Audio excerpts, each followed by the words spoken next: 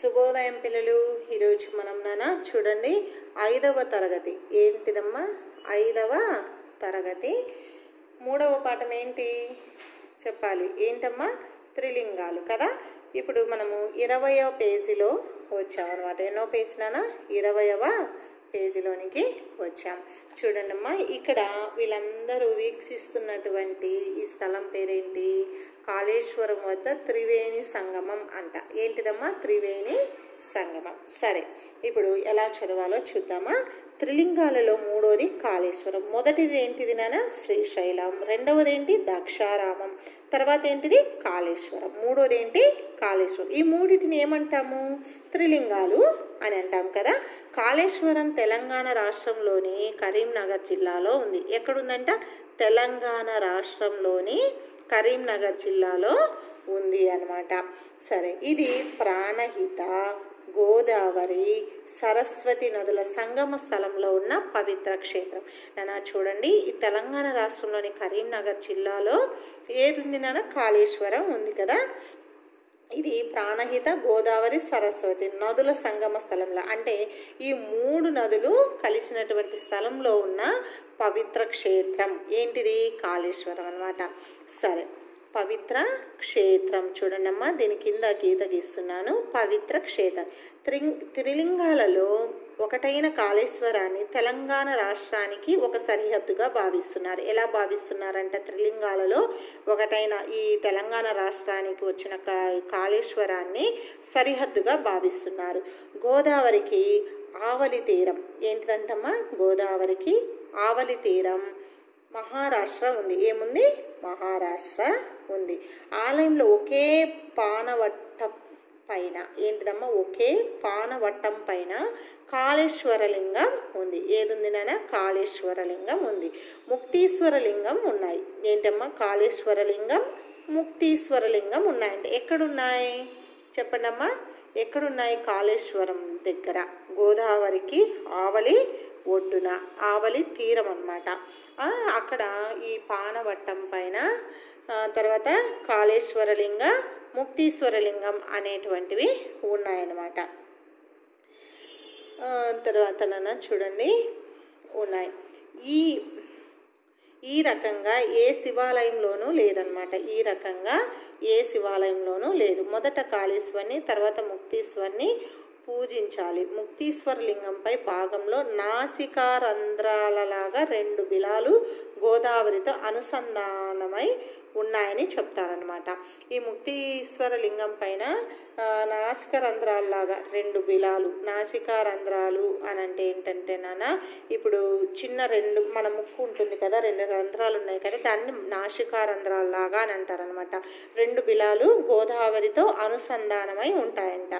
ఈ ఆలయ శిల్పము పురాతనమైనదే. ఈ శిల్పం పురాతనమైనదే అంటే చూడండి, శిల్పం పురాతనమైనదే అంటే పాతది అనమాట. అంటే పితరుల కాలం నాటిది అని అర్థం. గాక రమ్యమైనది కూడా. ఇది పాతదే కాక రమ్యమైనది కూడా అంటే అందమైనది, చూడదగినది అని అర్థం. ఇక్కడ విజయ గణపతి ఎవరంటమ్మా? విజయ గణపతి ఆలయం, వెంకటేశ్వర ఆలయం, సరస్వతి ఆలయం. చూడండి, సరస్వతి ఆలయం, తర్వాత బిందు మాధవ ఆలయం, వీరభద్రేశ్వర ఆలయం మొదలైన ఆలయాలు ఉన్నాయి. దగ్గరలోని అడవిలో ఆదిముక్తేశ్వర ఆలయం ఉందంట. ఏముందంటమ్మా? ఆదిముక్తేశ్వర ఆలయం. ఇది ఎక్కడుంది? అడవిలో ఉందన్నమాట. గోదావరి ప్రాణహిత తర్వాత సంగమ స్థలానికి వెళ్లే దారిలో సంగమేశ్వర ఆలయం కూడా ఉంది. ఈ క్షేత్రం కాశీ క్షేత్రాన్ని కన్నా పవిత్రమైందని పురాణాలు చెప్తున్నాయి. పురాణాలు అంటే ఏంటి? పురాతన కాలంలో కొన్ని చరిత్రలు ఉంటాయి కదా, వాటిని పురాణాలు అంటారు.